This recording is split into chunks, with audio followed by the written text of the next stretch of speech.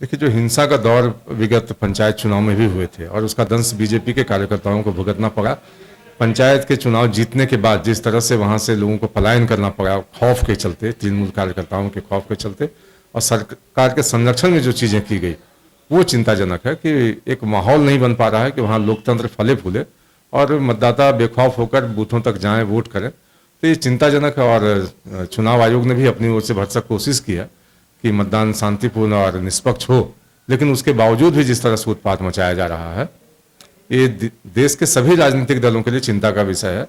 कि सिर्फ बंगाल में ही ऐसा क्यों हो रहा है। हमारे नेता भी पहले से दावा करते रहे और कैंपेन जिस तरीके से चला और लोगों का जो रिस्पांस मिला है पूरे चुनाव अभियान के दौरान,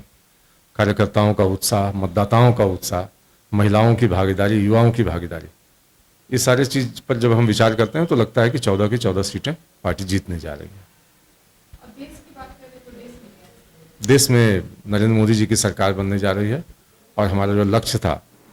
कि अब अलायंस के साथ पिछली बार से ज़्यादा सीटें लाकर सरकार बनाए, उस दिशा में हम आगे बढ़े हैं। और ये जो हमारा प्रयोग था